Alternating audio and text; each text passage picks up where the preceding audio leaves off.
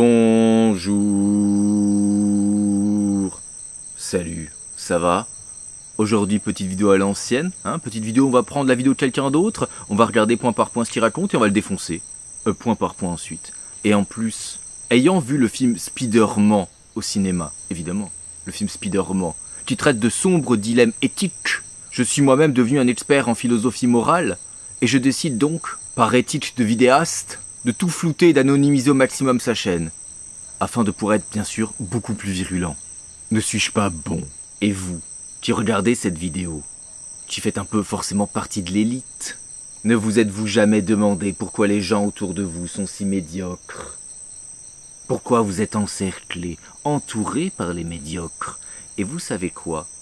Moi, j'ai trouvé quelqu'un qui justifie la médiocrité. Un cas d'école, même. Quelqu'un qui tente de défendre ceux qui ne lisent pas. Et ce type mélange absolument tout, c'est une calamité. Une horreur. Et en plus, il est de gauche.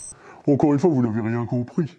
Il aurait juste fallu lire l'intégralité de la littérature marxiste depuis Marx lui-même, évidemment. Alors moi, j'aime bien qu'on me fasse découvrir des trucs, mais quand on m'enjoint à faire des choses, ça me plaît beaucoup moins. Et surtout que, par rapport à la lecture, ça résonne pas mal avec mon vécu. Moi, je suis entouré de pas mal de gens qui aiment pas lire, ou en tout cas qui lisent pas. Et on va commencer directement en expliquant que ce qu'il raconte là, c'est n'importe quoi, parce que les gens qui ne lisent pas, ça n'existe pas. Oui, c'est vrai, ça n'existe pas. C'est dingue, non?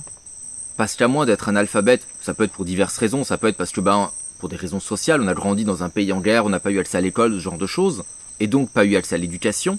Oui, parce qu'il faut le savoir, on n'apprend pas à lire comme ça. Voilà, c'est pas à un moment donné au CP, le don de lecture vient sur nous. Voilà, c'est pas ça. J'ai fait des recherches. Ou bien certaines personnes qui peuvent être atteintes de handicap, de déficience, qui peuvent les empêcher tout simplement d'apprendre à lire. Ok, bon, ces gens-là mis à part, tout le monde lit. Bah ouais, tu lis des messages sur les réseaux sociaux, tu lis tes messages sur WhatsApp, à part si tu fais partie des connards qui envoient des messages audio de 45 minutes. Voilà, je vous vois, vous existez, ceci n'est pas un homme de paille. Il y a les commentaires sur YouTube, il y a les trucs sur Twitter, il y a le résumé du film que tu as envie de voir, un article sur ton sportif préféré, ou bien même les menus dans Football Manager ou dans Crusader King. Tout le monde lit. Dingue. Parce que oui, les dialogues chiants dans ton JRPG préféré à la noix, c'est de la lecture, monsieur. Tout à fait. Quand tu passes tes soirées à faire du chat sur Discord, c'est de la lecture et même de l'écriture. Et lorsque tu vas regarder le dernier épisode de ton dessin animé japonais préféré, que tu le télécharges illégalement, et que tu le regardes en VO avec des sous-titres français, c'est de la lecture également. Tout le monde lit, et bien volontiers en plus. Parce qu'en fait, qu'un mec pédant vienne te dire « non, il faut lire ça, là, maintenant, tout de suite », que ce mec te donne pas envie de lire, c'est une chose, d'accord? Mais ça ne veut pas dire qu'il a pas raison de te dire de lire ça, de te conseiller. Bah oui, il est bon. Ça veut dire qu'il s'y prend de la mauvaise façon et qu'il est juste pas capable de te donner envie de lire. Et donc, en fait, la question que tu poses déjà au début de ta vidéo, c'est pas est-ce qu'il faut lire? Tout le monde lit. Donc, la question qu'il faut se poser, c'est donc comment mieux inciter à la lecture pour que les gens ils lisent autre chose que juste leur fil sur WhatsApp ou sur Twitter. Et je vais prendre un parallèle, histoire que vous compreniez bien. C'est comme les gens qui sont fans d'Elden Ring. Parce que ces gens-là sont absolument insupportables. D'accord? Si tu joues pas à Elden Ring, qu'est-ce qu'ils disent? Ils disent que t'es pas un vrai gamer. Oui, monsieur. Et ils vont même mépriser ceux qui jouent pas de la même manière qu'eux. Comme s'il y avait une mauvaise façon de jouer à un jeu vidéo. Dingue, hein? Et ces gens-là, ils donnent juste pas envie d'essayer leur jeu de merde. Ils donnent juste pas envie. Ça veut pas dire que leur jeu ne mérite pas d'être joué.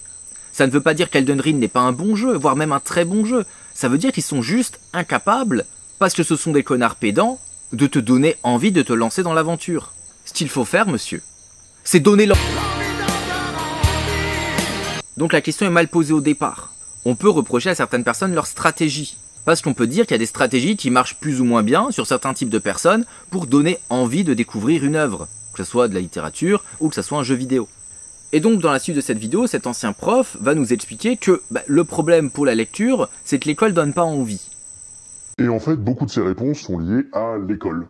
Parce que, tout simplement, la lecture, c'est un apprentissage qui est fait de manière très courte, dans des programmes surchargés, avec des classes surchargées, et en plus, souvent, c'est évalué, et pas forcément d'une super manière. Donc, c'est quelque chose qui va être stressant pour les gens, et ce stress, il peut s'inscrire dans la pratique de lecture. Enfin, je veux dire, si ton premier souvenir de lecture, c'est un prof à bout, qui te dit que tu fais exprès de pas comprendre, et qui te met une level pourrie, évidemment que ton rapport à la lecture, déjà, il est biaisé de base. Si je m'abuse, en écoutant ça, on voit qu'il était prof dans le secondaire, c'est-à-dire au collège-lycée, et pas dans le primaire, parce qu'en fait, l'apprentissage de la lecture, c'est pas un truc qui se fait sur un temps très réduit, c'est quelque chose qui se fait sur des années. D'accord ? Depuis la maternelle jusqu'à la fin du cycle 2, c'est-à-dire normalement le CE2, on apprend à lire.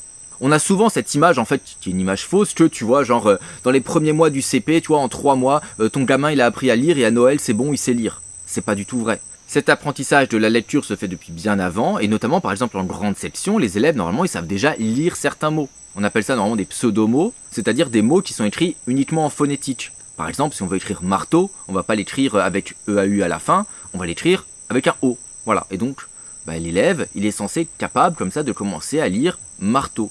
On n'est pas du tout là sur des questions orthographiques. On travaille la capacité de l'élève d'associer une lettre avec un son. Et la langue française est quand même particulièrement peu douée pour associer une lettre à un seul son. Voilà. Mais surtout, l'apprentissage de la lecture n'est pas nécessairement corrélé avec l'apprentissage de la littérature. Je m'explique. C'est-à-dire que tout le monde aime à ce qu'on nous raconte des histoires, d'accord ? Que tu sois petit en petite section ou que tu sois un grand dadais au lycée, voire même maintenant en adulte, ne mens pas. Tu as beau être adulte, parfois tu regardes les films horreurs de Squeezie. Oui, je sais, monsieur. Parfois tu les regardes et tu en prends grand plaisir. Peut-être même as-tu acheté sa dernière bande dessinée. Je te vois. Bah oui, tout le monde aime à ce qu'on lui raconte des histoires et c'est pas pour rien que ce genre de contenu où quelqu'un raconte une histoire, souvent une histoire un peu d'horreur, c'est popularisé sur YouTube parce qu'on aime dire tous juste, écoutez une histoire, c'est tout. On écoute une histoire, on peut faire autre chose en même temps, on peut jouer à un jeu vidéo, tu peux dessiner, tu peux essayer de t'endormir, mais voilà, tout le monde aime bien à ce qu'on lui raconte des histoires. Et donc à l'école, que ça soit au primaire ou au secondaire, même si c'est vrai que c'est plus au primaire, il y a ce qu'on appelle de la lecture plaisir. C'est-à-dire de la lecture où en fait c'est juste pour le plaisir de l'histoire. C'est juste parce que t'aimes bien qu'on te raconte une histoire, pour le plaisir de découvrir une histoire, et donc il y a des séances qui sont axées là-dessus, sur la lecture plaisir, sur le plaisir de lire. Et bien souvent ces lectures plaisir, elles passent par de la lecture offerte, notamment chez les plus jeunes. Qu'est-ce que c'est de la lecture offerte ? C'est juste simplement le prof qui va lire un album, un roman, ça dépend de l'âge, au gamin. Et en fait, le goût de la lecture passe par là. Si jamais toi, tu lis à ton gamin tous les soirs une histoire, il y a de fortes chances que tout simplement, lui, il aime bien les histoires. Et que donc, il va prendre naturellement en main après un livre. Parce que lui aussi a envie de continuer, une fois qu'il sait lire, à découvrir de nouvelles histoires. D'ailleurs, on le voit en maternelle, une fois que toi, tu as fini de lire ton album, que tu as montré les images, tu poses ton petit album sur ta chaise, tu vas faire autre chose, et puis lorsqu'ils ont un petit moment de libre, quand ils ont fini leur travail, ils se mettent à la place de la maîtresse, ils prennent ton livre comme ça, et puis ils sont là, et puis ils racontent les histoires, et puis ils t'imitent, et puis ils refont les petites blagues que tu as faites, et tout, etc. Parce que tout simplement, l'objet livre, ils l'aiment bien, ils aiment bien les dessins, ils aiment bien raconter des histoires, et ils aiment bien qu'on leur raconte des histoires. Et en fait ça, c'est motivant pour apprendre à lire, l'histoire est motivante pour apprendre à lire. Ça donne aux élèves ce qu'on appelle un projet de lecteur. En fait, en gros, on pense que si jamais t'as pas de projet pour apprendre à lire, ça va être très difficile d'apprendre à lire, parce qu'apprendre à lire, c'est se faire violence en fait. C'est-à-dire rentrer quand même un peu dans le monde des grands, gagner un peu d'autonomie, ne plus être le bébé de maman. Bah oui, on aime tous être le bébé de maman. Le bébé à la peau douce. D'ailleurs, il y avait des collègues qui m'avaient raconté une anecdote d'un gamin qui avait mis beaucoup de temps à apprendre à lire parce qu'en fait, il avait peur, il pensait que si jamais il apprenait à lire, ses parents ne lui liraient plus d'histoires le soir. Parce qu'il serait autonome, du coup il n'aurait plus besoin d'eux. Et lui, il aimait tellement le fait qu'on lui raconte des histoires qu'il disait non, je vais pas apprendre à lire. Et finalement, ses parents, après lui avoir expliqué, mais non, mais c'est pas grave, on t'aimera quand même, on continuera à te raconter des histoires.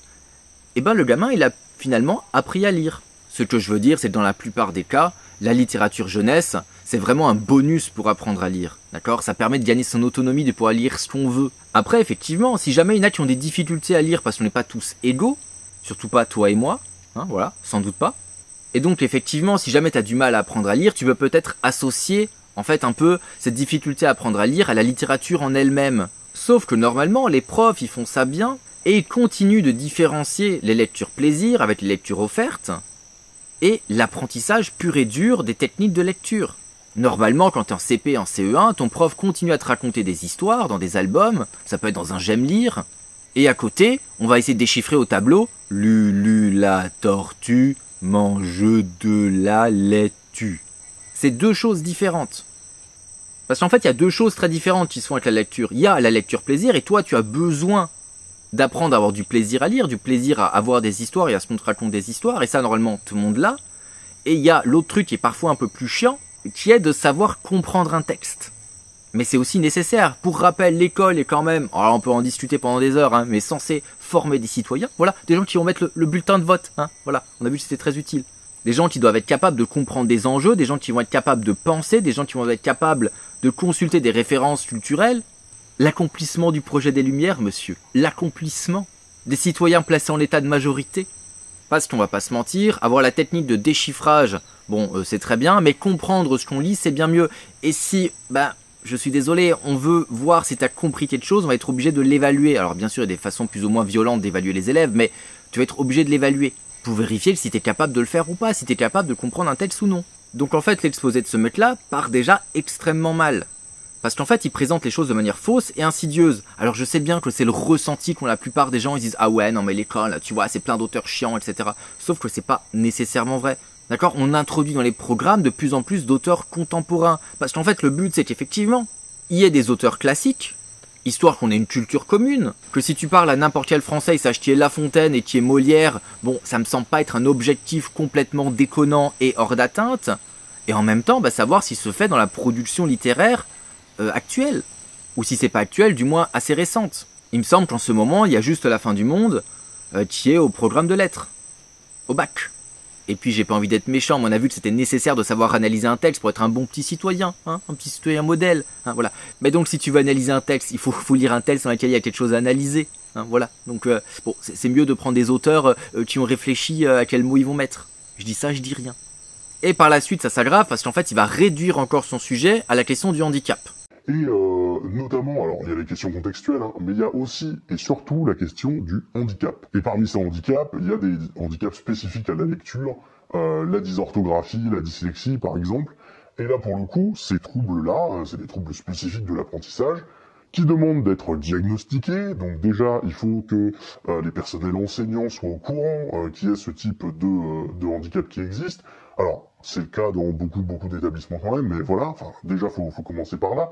Alors en fait, juste, prends pas les profs pour des cons. Non, vraiment, prends pas les profs pour des cons. Parce qu'en fait, les profs, ça fait des dizaines d'années qu'ils savent ce que c'est qu'un dys, entre guillemets, un dysgraphique, un dyscalculique, un dyslexique, un dyspraxique. La question, c'est plutôt, est-ce que les profs ont le temps, matériellement, le temps, d'adapter tout leur support de cours pour ces élèves-là? C'est ça plus la question. Et est-ce que certains élèves ne devraient pas avoir avec eux des AVS, donc des gens qui vont les aider, afin de réussir à pallier à ce handicap? Là, c'est une question de moyens, c'est une question politique, d'accord? Mais surtout les 10, quand je dis 10, ça comporte tout le monde, les dyslexiques, les dysgraphiques, les dyspraxiques, les dyscalculiques, je sais pas quoi. Voilà, tous. On est entre 1 à 10% des élèves. Hein, c'est une fourchette extrêmement large, hein, 1 et 10% des élèves. Donc c'est pas la majorité des élèves, on est d'accord? Et donc si on est entre 1 et 10%, on serait en moyenne entre 0 et 3 élèves par classe. Mais surtout, moi je me pose une question. Mais quel est le rapport en fait avec les gens qui n'ont pas envie de lire?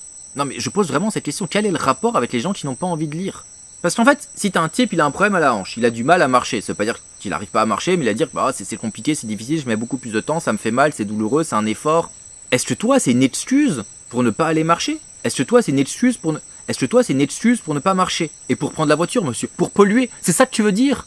Et en fait, ce qu'il faut comprendre, c'est que si une personne est porteuse d'un handicap, ce qui est le cas lorsque la personne est dyslexique, il faut réfléchir à comment est-ce qu'on peut pallier à son handicap pour le mettre au même niveau que les autres. Par exemple, comment est-ce qu'on adapte la lecture à un dyslexique pour qu'elle y soit accessible. Et en fait, ça tombe bien parce que vu que c'est quand même quelque chose d'assez courant, il y a quand même pas mal de gens qui sont un peu penchés sur la question, et on sait que si tu adaptes la typographie, que si tu adaptes l'espacement entre les caractères, que si tu adaptes l'espacement entre les lignes, parfois même surligner ligne sur deux, c'est quelque chose qui va aider les personnes dyslexiques à lire. Alors ça veut pas forcément dire qu'elles vont lire aussi bien que n'importe qui d'autre, mais on peut pallier à ce handicap-là.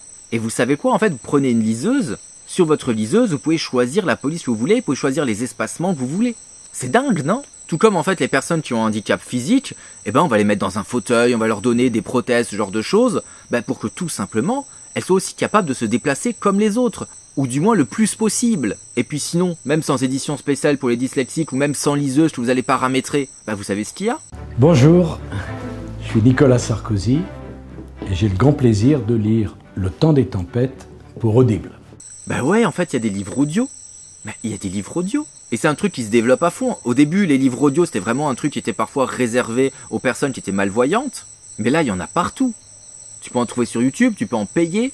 Hein, il y a des abonnements pour avoir Audible, il y a des abonnements sur Kobo pour avoir des livres audio. Il y a des sites gratuits où des gens lisent les bouquins et vous les partagent. Et à moins d'être un type dans le film documentaire de Werner Herzog qui s'appelle Land des Schweigens und der Dunkelheit. Un film où en fait il va s'intéresser à des gens qui sont à la fois aveugles et sourds, hein, donc des gens qui sont dans l'obscurité et dans le silence, où les gens en fait ils vont se parler en se faisant des signes sur la main. Et ben en fait, la lecture, elle était accessible. D'accord ? Aujourd'hui, on a tout qui est fait pour que la lecture te soit accessible. D'ailleurs, ce film, hein, voilà, il est accessible aussi, lui aussi, comme la lecture, tout pareil. Hein, il est sur YouTube, hein, voilà. Il est sur YouTube. Alors, c'est un film allemand, hein, donc c'est dans la belle langue de Goethe. Par contre, voilà, les sous-titres sont en anglais, mais il y a un petit outil hein, sur Google pour traduire les sous-titres en anglais vers le français. Alors moi, j'ai pas fait ça, mais si vous faites confiance à Google Traduction, voilà, ça devrait passer. Vous avez zéro excuse pour ne pas regarder ce bijou. Hein. En plus, il n'est pas très long, 1h24. Hein, voilà. Donc vous faites ça après la vidéo. Allez. Et en fait, juste pour revenir sur le livre audio, parce que j'étais nombreux à me demander en fait ce que j'en pensais du concept de livre audio. En fait, moi, j'en écoute pas. D'accord ? J'écoute pas de livre audio. Mais je pense qu'en fait, c'est très bien pour des fictions. C'est-à-dire qu'en fait, vous écoutez une fiction, voilà, si vous voulez écouter Harry Potter, je pense que c'est très bien. Harry Potter, bon, déjà, ça se lit sans réfléchir. Alors, bon, je pense que ça s'écoute très bien. Vous faites autre chose en même temps. Vous faites votre vaisselle, vous conduisez, vous faites n'importe quoi d'autre, ça va passer très bien. Par contre, je pense que si vous faites des livres audio sur des trucs de philo peut-être un peu plus complexes, en fait, c'est bien avec le papier, c'est que si jamais vous êtes perdu dans une explication ou quelque chose, hop, vous retournez la page, vous regardez votre truc, vous faites ah ouais, bon, ok, tiens, et puis hop, tiens, je vais chercher ce mot-là, ah tiens, et voilà. Ça va permettre plus facilement, on va dire, de regarder un peu ce qu'il y a autour du texte, d'aller chercher des définitions, de revenir en arrière, de retrouver un passage, de relire un passage, de relire plus lentement, alors que en fait, si jamais c'est en audio et que en fait vous comprenez juste pas le sens de la phrase, ça va être plus compliqué. Mais globalement, il n'y a aucune raison de se priver d'un livre audio. C'est juste que si la personne lit mal, elle lit mal quoi. Donc en fait, il faut trouver le livre que vous voulez en audio, et en plus, il faut trouver avec une personne qui va le lire à peu près correctement. Là, je vais vous mettre un long extrait. Alors c'est long et c'est chiant, voilà. Mais vous êtes responsable de votre propre ennui. C'est parce que vous êtes des gens éminemment bons, éminemment doués et éminemment intelligents que vous allez trouver ça chiant. D'accord ? Sachez-le. C'est à cause de ça, voilà. Par contre, si vous trouvez pas ça chiant, remettez-vous en question. Hein. Mais même au-delà des gens qui sont handicapés, il y a aussi des gens qui, tout simplement, ont la flemme de lire.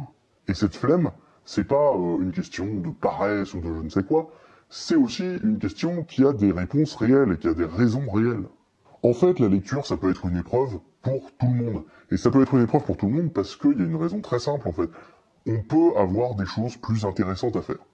Bon, je sais que là, les fans de lecture dans l'auditoire sont des choses plus intéressantes à faire que lire.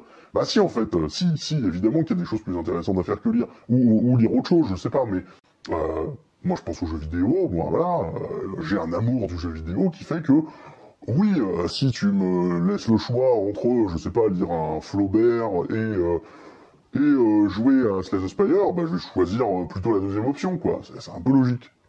Mais en gros, voilà, la société a évolué. Avec Internet, on a un accès permanent à une culture immense.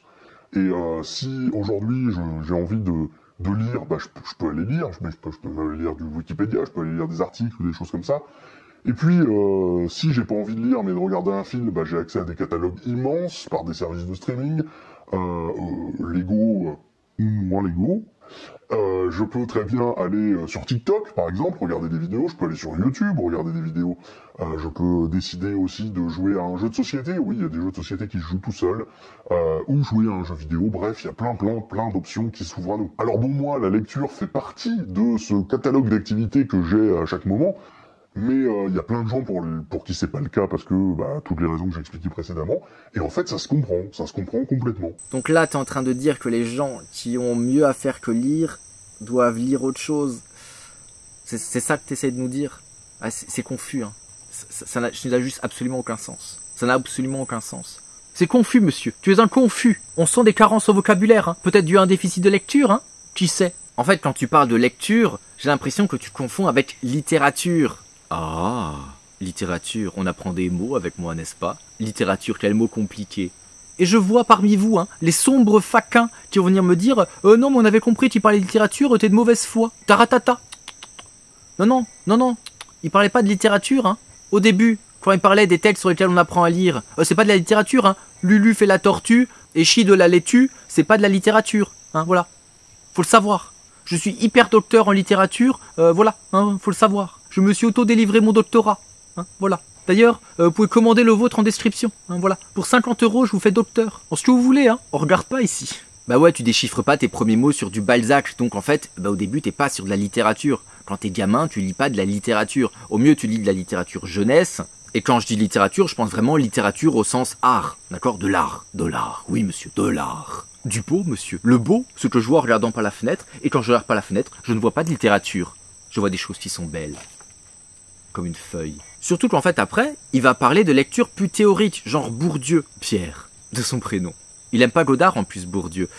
Et ça, c'est le signe que c'est un sombre faquin. Oui, monsieur. Sauf que Bourdieu, bah c'est pas de la littérature. D'accord? C'est pas de la littérature au sens, c'est pas de l'art. Quand tu lis Bourdieu, il n'y a pas une vocation à recevoir une émotion esthétique en le lisant.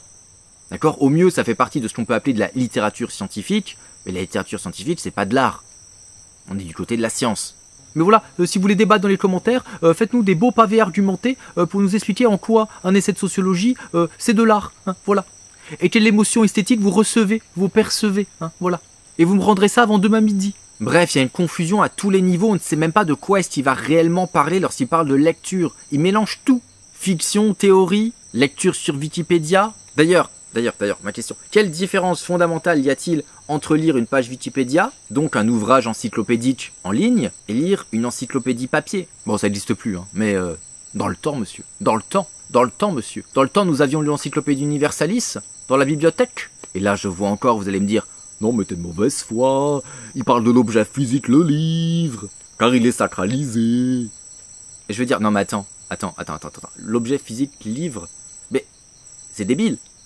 Plus tard, après, il va parler de la BD, il va parler des mangas. C'est pas un objet physique, livre, la BD, le manga? C'est vraiment juste le bordel dans sa tête, d'accord? C'est le bordel, il ne sait pas définir les termes, on ne sait même pas de quoi est-ce qu'il veut réellement parler.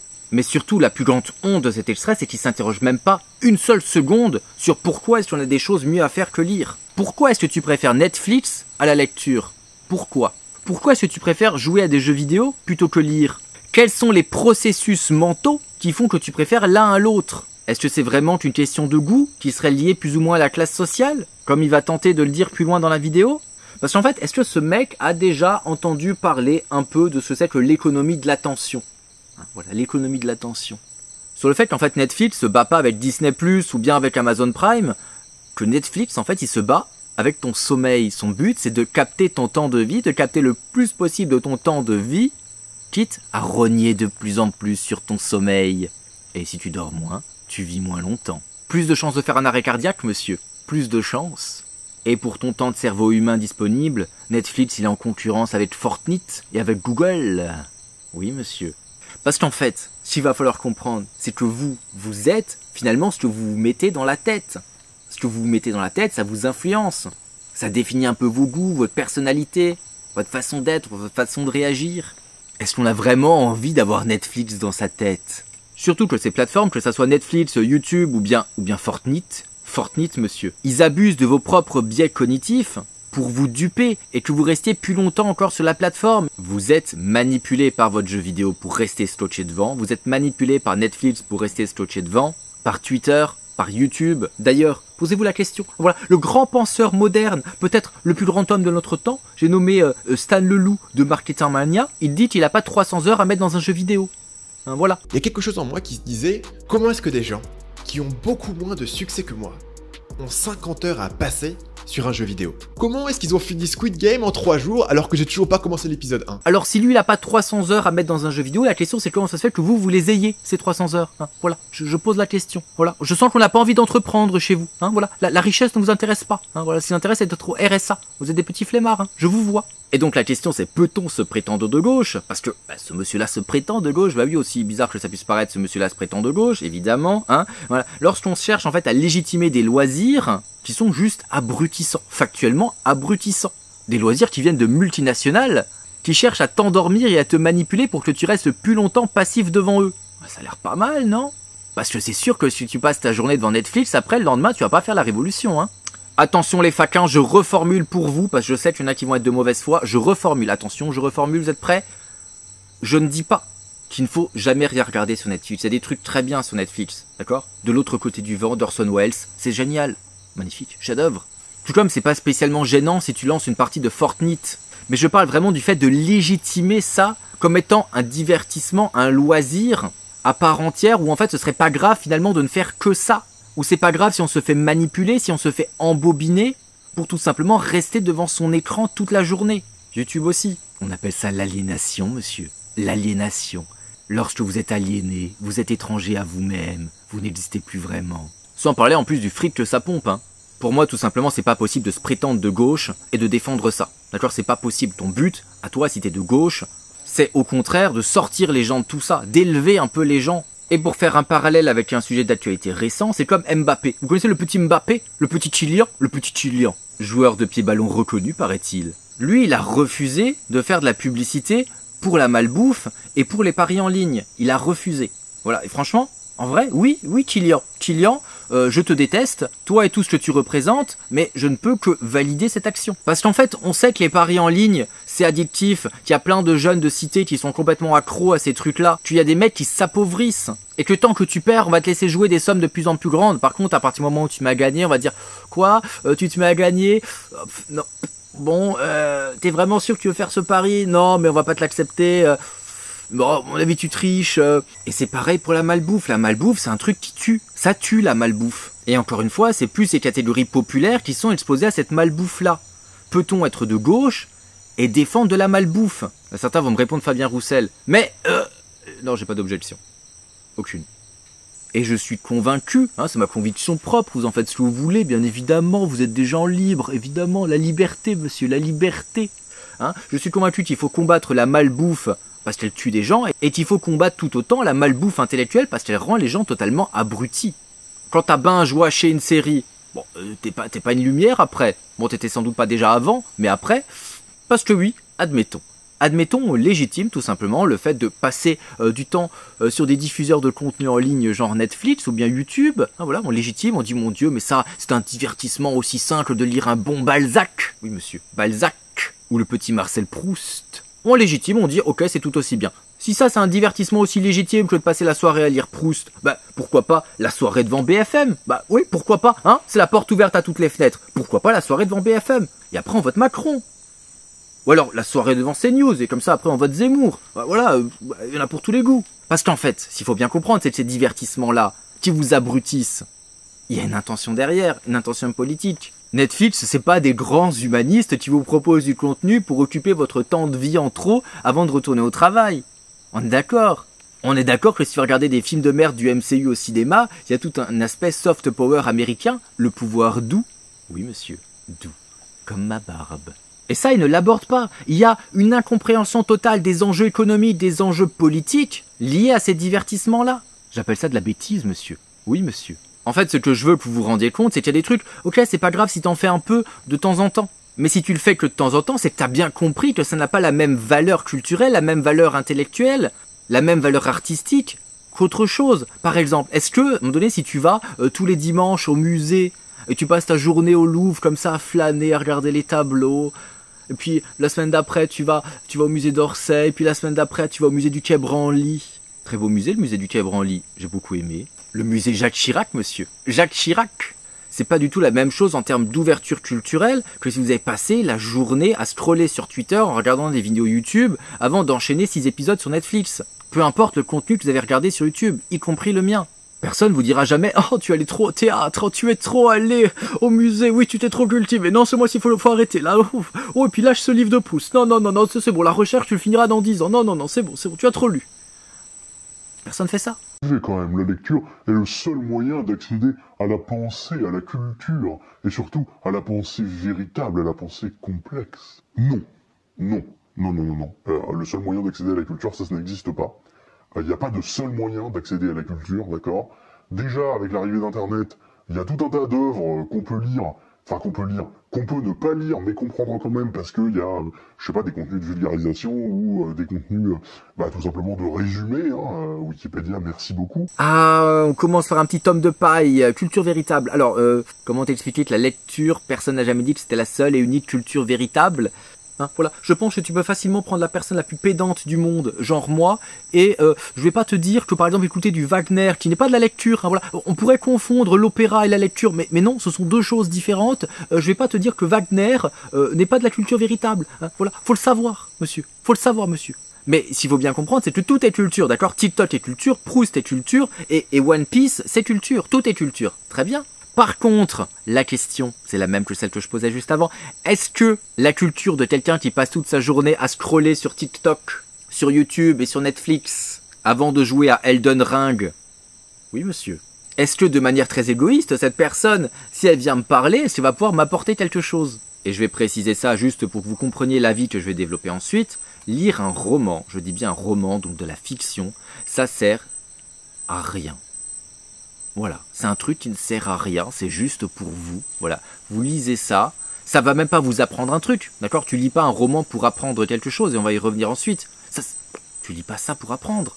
Tu lis un roman pour avoir un plaisir esthétique le temps de la lecture. C'est tout.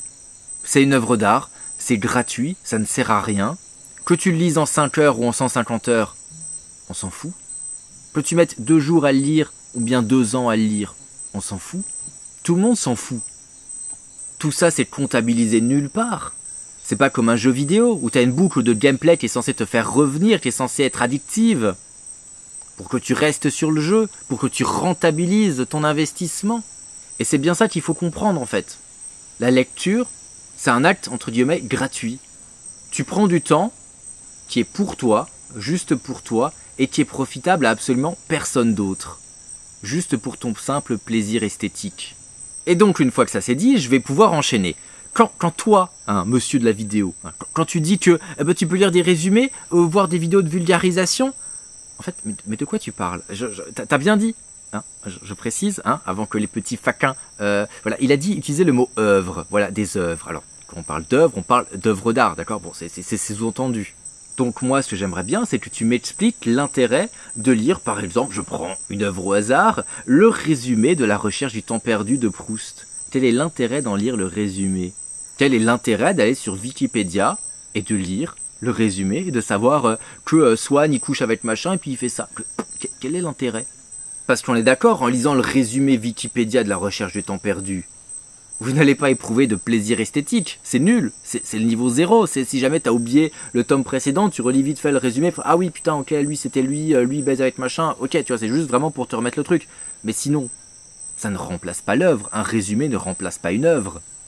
Et en fait, je pense que le dégoût de la lecture vient d'une incompréhension, du fait en fait que tout simplement, vous ne considérez pas la lecture, la littérature, même parfois le cinéma, comme des œuvres d'art. C'est-à-dire que vous, ce qui vous intéresse souvent, c'est le scénario. C'est les rebondissements, c'est être diverti. Avec un profond dédain pour l'aspect formel, sur comment est-ce que c'est fait, comment est-ce que c'est raconté, comment est-ce que c'est mis en scène. Ça dérange pas les gens de voir, de lire toujours et encore les mêmes histoires avec les mêmes personnages mal écrits. Hein, tant qu'il y a un peu de suspense, ils seront là la semaine prochaine. Tant qu'il y a un twist à la fin. Un coup de théâtre, monsieur. Un coup de théâtre.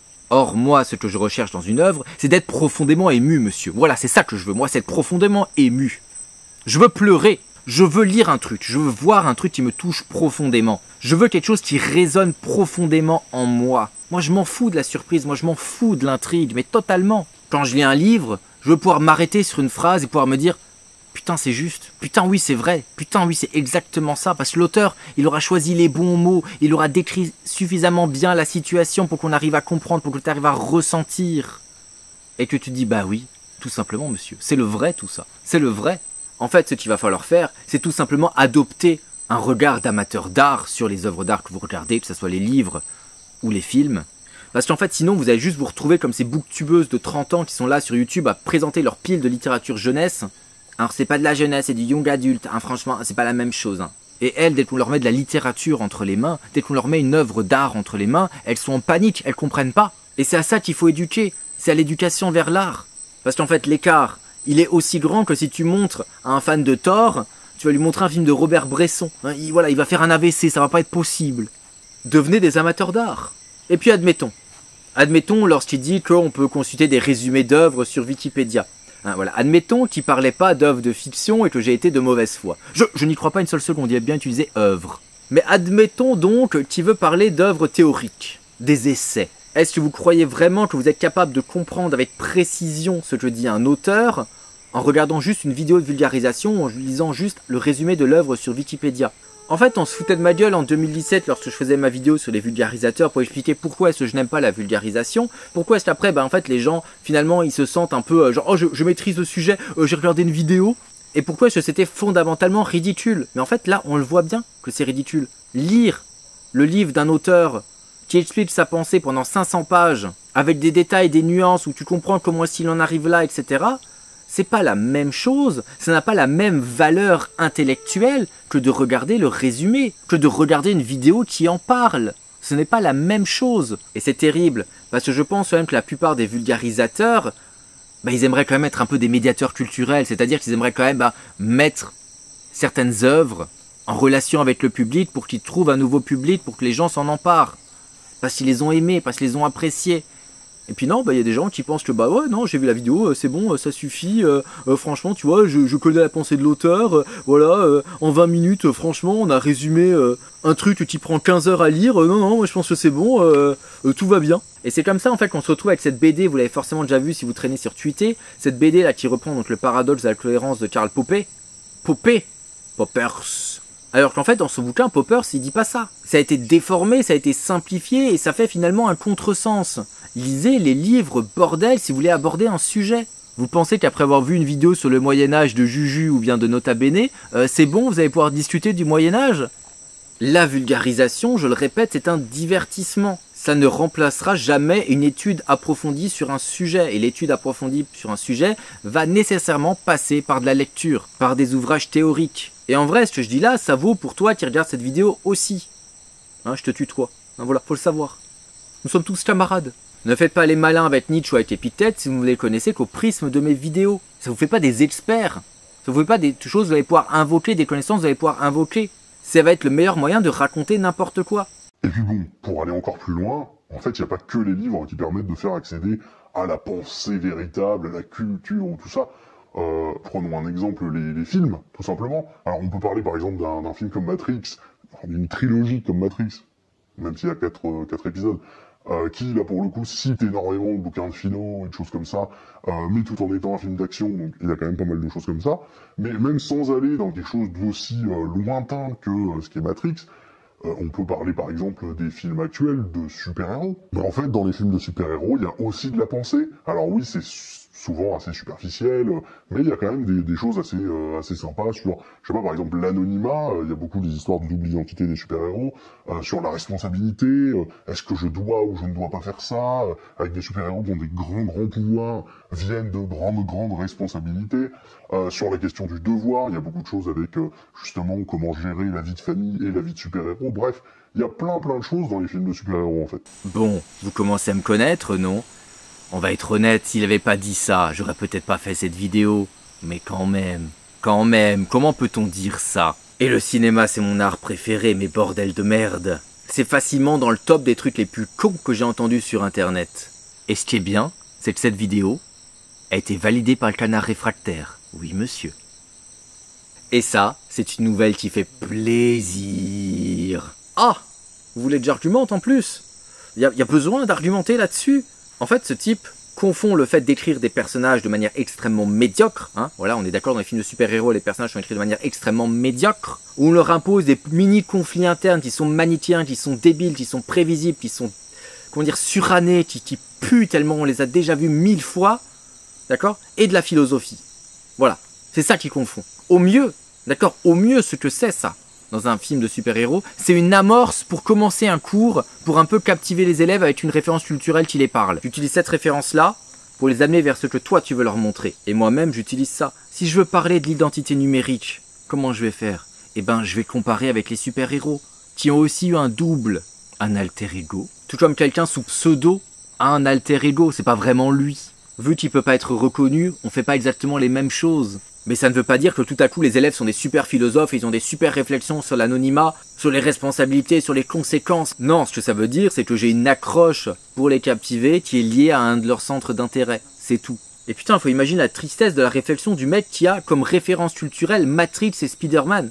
Enfin, je sais pas, faut imaginer ça un peu. La référence culturelle d'un mec qui a que Matrix et Spider-Man dans la tête. Maîtresse, j'ai lu l'éthique de Spinoza, moi, madame, pour préparer le cours de philosophie. Eh, madame, moi, j'ai vu Spider-Man, moi, pour préparer le cours de philosophie, là. Non, mais ça, c'est un désastre. Ça, c'est un vrai nivellement par le bas. Quelle réflexion pertinente tu vas pouvoir apporter si t'as vu Spider-Man? Quelle réflexion pertinente tu vas pouvoir aborder si t'as vu Spider-Man? C'est simpliste, c'est stupide, c'est manichéen.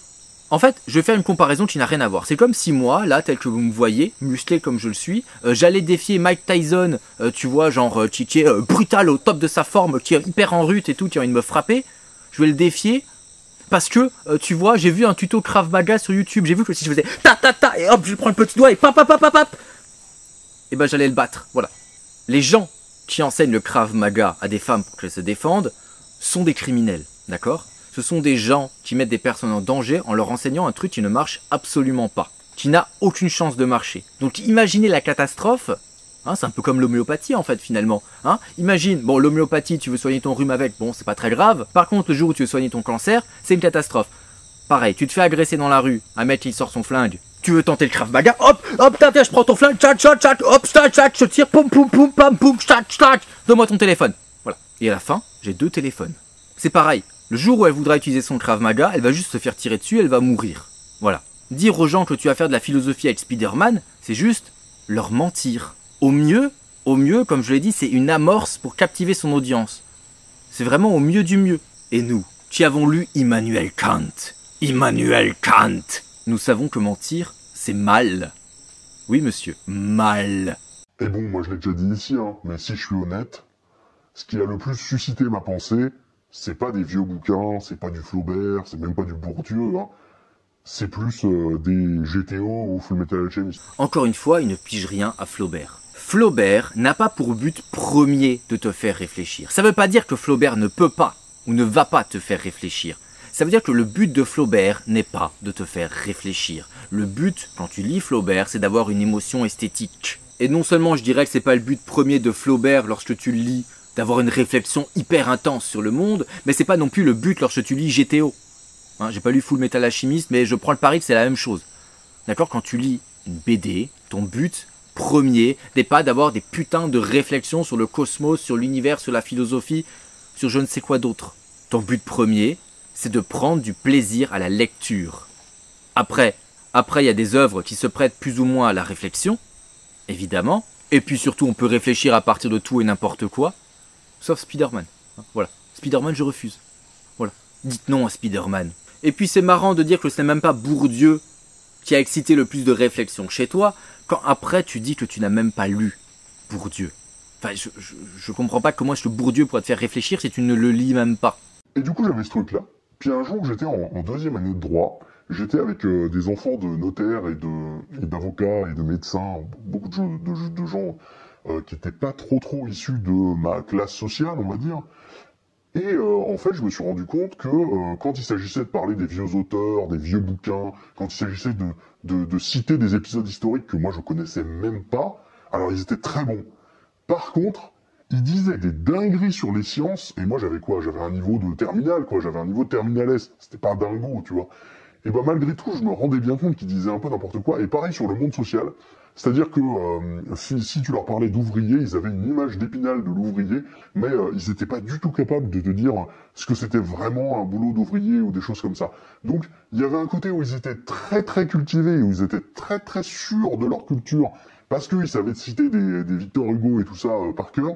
Mais par contre, ils étaient super sûrs d'eux quand ils parlaient de science, quand ils parlaient du monde social, alors qu'ils étaient nuls à chier. Et moi, cette espèce d'ordre culturel-là, au début, il me faisait me sentir en insécurité culturelle. C'est-à-dire que j'étais en face de gens qui connaissaient des choses dont j'avais jamais entendu parler. Et du coup, moi, à l'époque, je liais la culture avec l'intelligence, et en fait, à ce moment-là, je me suis rendu compte que c'était pas le cas. En fait, la culture, elle est liée au milieu social. Dans leur milieu, il est très mal vu de ne pas connaître tel ou tel ouvrage de Victor Hugo. Par contre, tu peux dire que les ouvriers sont tous des débiles, ou tu peux dire que on peut se soigner grâce à la médecine quantique. Ça pose aucun problème. Là, en l'occurrence, il n'y a personne qui ira vérifier quoi que ce soit ou reprocher quoi que ce soit. Oh là, encore une fois, il y a une confusion totale, on confond tout et n'importe quoi, c'est terrible, c'est terrible, c'est terrible. Oui monsieur, faudrait lire un peu, hein. En fait, ce qu'il faut comprendre, c'est que le bourgeois, le riche, le fortuné, a une sorte d'aisance comme ça à s'exprimer qu'il a développé dans son milieu culturel. Oui, son milieu culturel permet ce genre de choses, ce genre d'aisance. Ah oui, voilà, de parler de tout et de n'importe quoi, de broder autour et de ne rien dire. Sauf que t'en fais pas, c'est que de la gueule, y a rien derrière. Bourdieu, il en parle dans La reproduction. Oui monsieur, Bourdieu se reproduit. En fait, il donne un mot, gérophagie, à définir à des étudiants. Hein, voilà, gérophagie, c'est un mot qui est inventé et qui ne veut absolument rien dire. Et donc, ils demandent, voilà, qu'est-ce que ça veut dire? Et en fait, ils vont voir les résultats en fonction des classes sociales et en fonction de s'il vient de Paris ou s'il vient de la gueuse province. Et en fait, on se rend compte que le mythe des Parisiens pédants n'est pas un mythe, c'est la réalité, monsieur. Et donc, en fait, dans les réponses, on va voir que plus tu viens d'un milieu social élevé et plus tu viens de Paris, concentration d'abrutis à Paris assez colossale, plus en fait tu vas être sûr de toi dans ta réponse. Parce que du coup les plus défavorisés et les plus provinciaux, monsieur, les plus provinciaux vont dire que bon, gérophagie, ça doit peut-être vouloir dire qui mange les vieux d'après l'étymologie. Voilà, ils mettent des pincettes, ils sont pas sûrs. Alors que les plus riches et les plus parisiens, eux c'est du contraire, ils y vont bluff total, ils font pas semblant de deviner un peu à quoi ça sert, ils disent oui non mais évidemment, oui évidemment, la gérophagie, oui évidemment, on mange les vieux, oui c'est on mange les vieux, ça vient du grec ça, hop, et puis en plus, voilà, c'est dans cette tribu d'Amazonie, oui franchement on pratique ça toujours, oui évidemment, c'est bien connu, oui, oui, c'est ça, oui, j'ai vu un documentaire là-dessus la semaine dernière, oui évidemment. Donc en fait tu confonds tout. C'est pas qu'en fait les gens à qui tu parlais ils s'y connaissaient vraiment en littérature. C'est qu'ils donnaient l'impression de s'y connaître en littérature et toi, tu t'es écrasé parce que tu venais pas de ce milieu social-là. C'est pas dans tes conventions sociales de parler d'un truc que tu connais pas. Donc en fait, tu peux même pas conclure ce que tu veux conclure sur l'intelligence, la culture qui sont pas corrélés. C'est juste le bourgeois, il est pas cultivé en fait. Le bourgeois, il fait semblant. Il a quelques codes culturels qui lui permettent de donner le change, mais c'est tout. Il a appris à faire semblant, monsieur. Et ça veut encore moins dire que la littérature ou la philosophie, c'est pas important pour la culture générale. Et pour vous prouver que j'ai raison comme d'habitude, je suis tombé là-dessus au montage. Regardez Stéphane Edouard qui va nous parler de littérature. Regardez comme il a l'air cultivé. Tous les romans d'ascension sociale qui décrivent l'après. Je reproche à Balzac de s'arrêter au happy ending. Ah bon, Balzac s'arrête au happy end? Parce qu'en fait, dans Les Illusions perdues, qui narre l'ascension sociale d'un jeune premier, ça s'arrête pas au happy end. À la fin, il a plus rien, il est ruiné, c'est la misère. Mais peut-être qu'il a un exemple à nous proposer, évidemment, on va regarder. C'est-à-dire Au bonheur des dames. Ouais, sauf que Au bonheur des dames, c'est pas Balzac. Hein, voilà, faut le savoir. C'est Zola, Émile. C'est sûr que c'est pas en parlant de Pokémon ou de Yu-Gi-Oh! À presque 30 ans qu'on paraît cultivé, hein. Assume juste que t'es un putain d'inculte. Bon là du coup, on arrive à la violence symbolique. La violence symbolique, c'est ce que les bourgeois vont vous dire quand vous allez leur parler de justement le dernier jeu vidéo que vous avez joué. Ah là pour le coup, voilà, on va vous remettre à votre place. Vous remettre à votre place, sous-entendu, si vous aimez quelque chose qui est dans les sous-cultures, c'est que vous êtes un sous-humain. Et du coup en fait, ces phrases, cette violence symbolique, elle sert surtout à dire quoi? Elle sert à classer socialement les gens, et à dire que si vous n'avez pas cette culture légitime, si vous n'avez pas lu Flaubert, Victor Hugo, je ne sais quoi, en fait, votre place, elle n'est pas au pouvoir, elle n'est pas dans l'expression publique. Vous ne devez pas vous exprimer parce que vous êtes un sous-humain. Alors, oui, mais non, toujours pas. Il faudrait quand même commencer à lire et à se renseigner un peu avant d'ouvrir sa grande bouche. Parce qu'en fait, on s'est aperçu que les riches, lisaient pas forcément.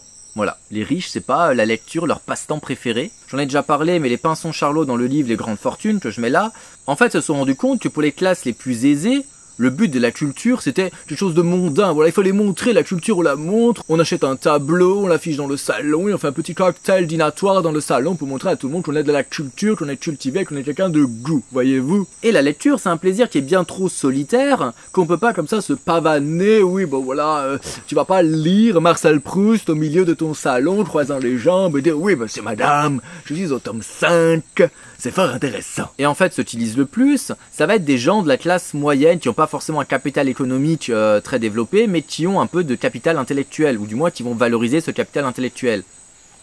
Genre des profs. Encore une fois, ton raisonnement est faux et infondé. Surtout que moi, j'aimerais bien voir, où est-ce que quelqu'un aurait dit que quelqu'un qui ne lit pas Flaubert est un sous-humain. Voilà, j'aimerais la source, monsieur. Voilà. Les seuls qui ont des avis aussi élitistes, c'est les pseudo-cinéphiles, hein, voilà, qui sont là et qui viennent te dire tu n'as pas vu Le Parrain, tu n'es pas un vrai cinéphile, hein, voilà. Même moi, qui suis pédant parmi les pédants, je ne fais pas de liste de films qu'il faut avoir lus pour être cinéphile. Et les autres qui sont encore pires, c'est les fans de jeux vidéo. Alors ça, c'est de la racaille. Par exemple, pour eux, si tu n'as pas joué à Final Fantasy VII, quand même, tu n'es pas digne de donner ton avis sur ce grand média qu'est le jeu vidéo. Cet art, que dis-je ? Cet art rempli de bugs. Quoi, tu n'aimes pas les jeux From Software, mais tu n'as aucune culture vidéoludique. Ah, tu es un gueux. Ah là là, mais retourne jouer à Call of Duty et à FIFA. Donc oui, là où tu as raison, c'est que les prolos vont reproduire de la violence symbolique, et de manière parfois un peu énervée quand même, hein, voilà, on va pas se mentir. Discuter avec un fan de Final Fantasy VII ou de From Software, voilà, il faut y aller, hein, voilà. Moi j'arrive à encaisser, parce que, voilà, j'ai l'habitude, hein, comme dirait François Fillon. J'ai le cuir solide. Mais c'est pas donné à tout le monde, hein, voilà, ce sont des cascades à ne pas reproduire chez vous. Mais ce qui est marrant, c'est que les fans de jeux From Software, eux, ils savent pas que pendant qu'ils passent 10 heures à essayer de battre un boss, moi pendant ce temps, j'ai vu plusieurs films, j'ai lu un bouquin, je suis allé me promener, je suis allé faire un peu de jardinage, de cuisine. Voilà. Finalement, qui est plus cultivé à la fin ? Le mec qui a fait un seul truc, pendant des heures et des heures et des heures ? Ou un mec qui a su varier les plaisirs avec des plaisirs courts et intenses ? Je n'aimerais bien sûr pas juger ces personnes-là. Blague à part, ce que je veux dire pour les fans de Elden Ring et de Final Fantasy VII, c'est pas parce que vous avez passé des centaines d'heures sur un jeu vidéo que tout à coup vous êtes plus cultivé, même dans le domaine du jeu vidéo, que quelqu'un qui a fait, pendant que vous avez joué 150 heures au même jeu, quelqu'un qui a fait 10 jeux différents. Au mieux, ça fait de vous un expert d'Elden Ring ou de Final Fantasy, et au pire, ça fait juste de vous un putain de monomaniaque. Et du coup, moi, face à cette hiérarchie culturelle, évidemment que je suis relativiste. Évidemment que moi, je vois une hiérarchie, je vois des trucs très hauts et des trucs très bas, j'ai juste envie de tout écraser. Ah, c'est ça un petit peu l'objectif, j'aimerais bien qu'on remette un petit peu à leur place tout ce qu'on veut. Ouais, vous avez vu ça, grâce au monsieur, maintenant Spider-Man égale éthique de Spinoza, voilà. C'est la même chose, ça se vaut.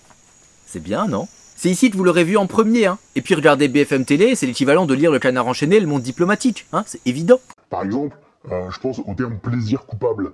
On aime bien un film qui est pas aimé par son groupe social, ça devient un plaisir coupable. J'en ai marre de parler de plaisir coupable. Je vois pas l'intérêt d'aller prétendre qu'on aime tel truc, ou qu'on aime pas tel truc, ou qu'on aime bien tel truc, mais qu'on a un peu honte quand même. Quel intérêt, quoi. Mais en fait, tu sais pas ce que c'est qu'un plaisir coupable. Moi, je vais t'expliquer ce que c'est qu'un plaisir coupable, parce qu'en fait, plaisir coupable, c'est une expression que nous les cinéphiles, nous utilisons fort souvent. Un plaisir coupable, c'est un truc que tu sais nul, d'accord ? C'est un truc dans un domaine où tu as assez de culture pour savoir ce qui est à peu près bien et ce qui est à peu près mal, hein ? Donc que tu es clairement capable d'identifier comme mauvais, et tu vas dire, ouais, mais en fait, ça me fait quand même marrer de regarder ce truc-là.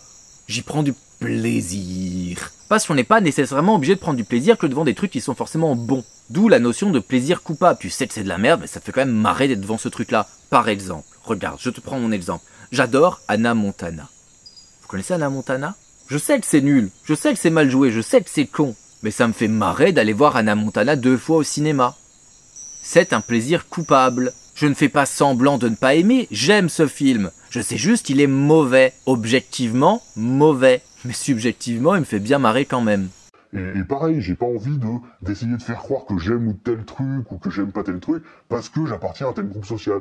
Je m'en fous, j'aime un truc, j'aime pas un truc, j'aime pas un truc. C'est comme ça. Sauf que non, en fait, c'est pas du tout comme ça. Bah non, tu peux le dire, mais en fait, c'est pas la réalité. La réalité, c'est que tes goûts, normalement, t'es quand même censé pouvoir les expliquer. T'es quand même censé savoir réfléchir sur ce que tu aimes et pouvoir dire, bah moi j'aime ça parce que ça, ou j'aime pas parce que ça. Les goûts, c'est pas un truc qui tombe du ciel et puis c'est bon, c'est comme ça, on touche plus et puis voilà, c'est comme ça. Mais non. Les goûts et les couleurs, ça se discute et surtout, ça s'éduque. On en revient encore une fois à toute l'éducation artistique dont je parlais avant.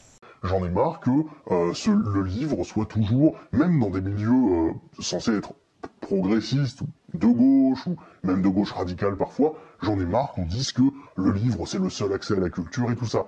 Encore une fois, même la personne la plus pédante du monde, à savoir moi-même, ne te dirait pas que Wagner n'est pas de la vraie culture. Par contre, ce qu'on te dit, nous les gens pédants, nous les gens cultivés, nous les gens qui savons, nous te dirons qu'en fait lire un livre, c'est bien souvent le meilleur moyen d'approfondir un domaine. Si tu ne veux pas rester superficiel, si tu veux augmenter tes connaissances théoriques. Encore une fois, ta petite vidéo de 20 minutes là sur la distinction sociale de Bourdieu que tu n'as pas lue, tu vas pas me faire croire qu'elle a autant de valeur culturelle que le bouquin lui-même qui fait plus de 600 pages. À un moment donné, mon jeune homme, il va falloir être logique. Ce qu'il faut comprendre, c'est que ne pas lire d'ouvrages théoriques, c'est finalement se condamner à rester superficiel. sur absolument tous les sujets. Tu vas vraiment rester à la surface, tu n'auras aucune connaissance approfondie, rien, que dalle. Donc non, ça ne peut pas avoir la même valeur culturelle. C'est pas possible. Et oui, du coup, si c'est pas votre plaisir de lire, eh ben vous en veuillez pas de pas lire en fait. Vous pouvez aller lire des pages Wikipédia ou vous pouvez faire complètement autre chose.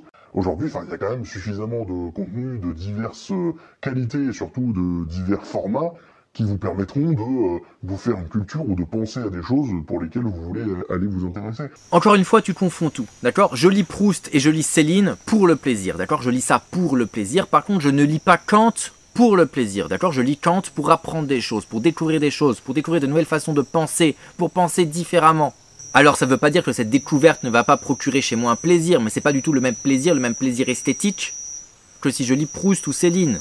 Parfois je peux lire des ouvrages théoriques qui sont super intéressants, mais ça m'emmerde vraiment fondamentalement de les lire, parce qu'en fait c'est chiant, c'est dur et c'est compliqué. Et ce qu'il va falloir enregistrer, c'est que la recherche perpétuelle et constante du plaisir facile, facilement atteignable, en fait ça va juste aider les gens à rester médiocres.